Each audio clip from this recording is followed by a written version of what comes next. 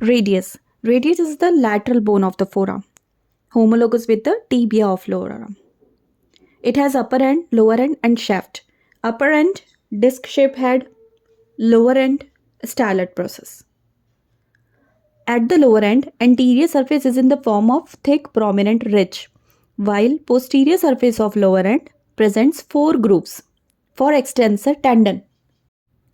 Lower end presents a tubercle on the posterior surface. So it is dorsal tubercle of Lister. On the upper end, there is head, neck, and tuberosity. Lower end,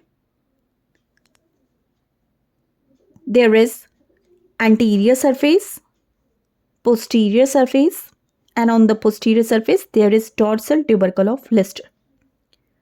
Now, what about the shaft? Shaft has anterior border, posterior border, and interosseous border. Upper end, overall surfaces, anterior surface, posterior surface, and lateral surface. Lower end, 5 surfaces there. Anterior surface, posterior surface, medial surface, lateral surface, and inferior surface. Above, on anterior surface, the nutrient foramen is there. Posterior surfaces between posterior and interosseous border, and lateral surfaces, roughened area in the middle part. Lower end is very important. Anterior surface of lower end, there is thick prominent ridge. The radial artery is palpated against the surface. The posterior surface presents 4 grooves for extensor tendon. The dorsal tubercle of Lister lies lateral to oblique groove.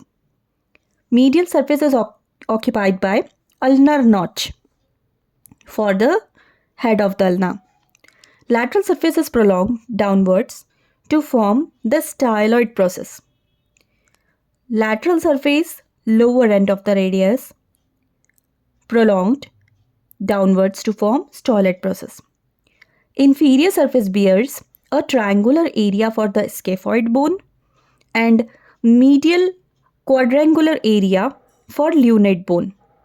On inferior surface of the lower end of the radius, there are 2 portions.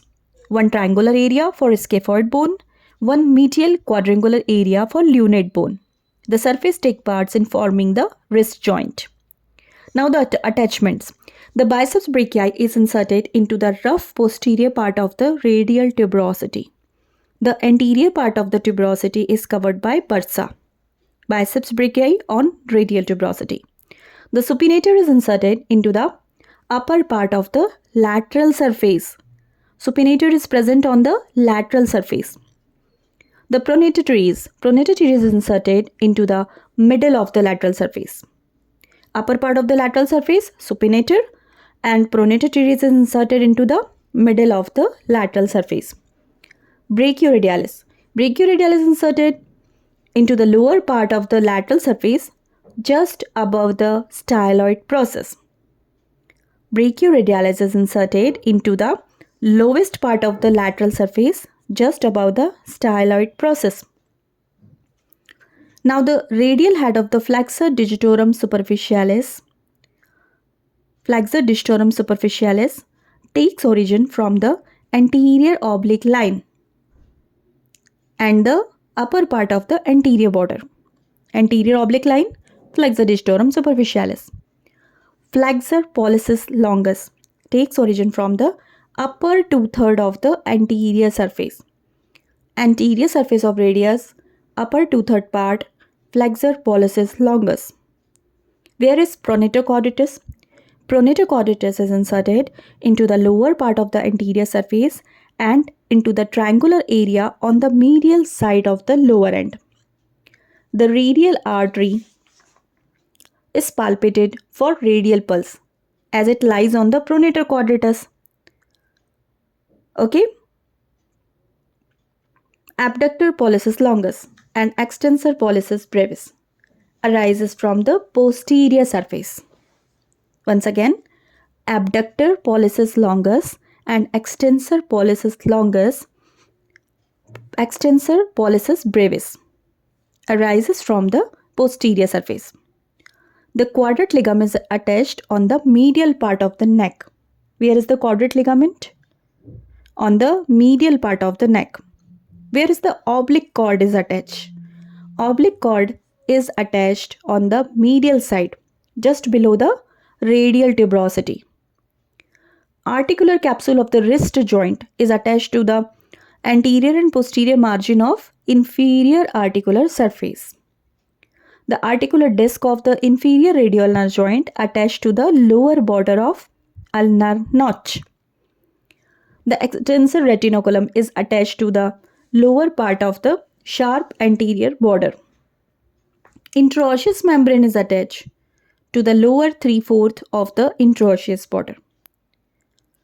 The first groove between the sharp crest-like lower part of the anterior border and the styloid process gives passage for abductor pollicis longus and extensor pollicis brevis. Listen carefully. The abductor pollicis longus and extensor pollicis brevis arise from the posterior surface, but the groove between the groove for the passage of abductor pollicis longus and extensor pollicis brevis tendons. The second groove is between styloid process and dorsal tubercle. It gives way to extensor carpi radialis longus and extensor carpi radialis brevis. So in the first compartment, there is abductor pollicis longus and extensor pollicis brevis. In the second compartment, extensor carpi radialis longus and extensor carpi radialis brevis is there. There are 6 extensor compartments in forearm. Okay. The third oblique groove, medial to dorsal tubercle, gives passage to extensor pollicis longus. So in the third compartment, extensor pollicis longus. The fourth groove on the medial aspect gives passage to tendon of extensor digitorum, extensor indicis, posterior interosseous nerve and anterior interosseous artery.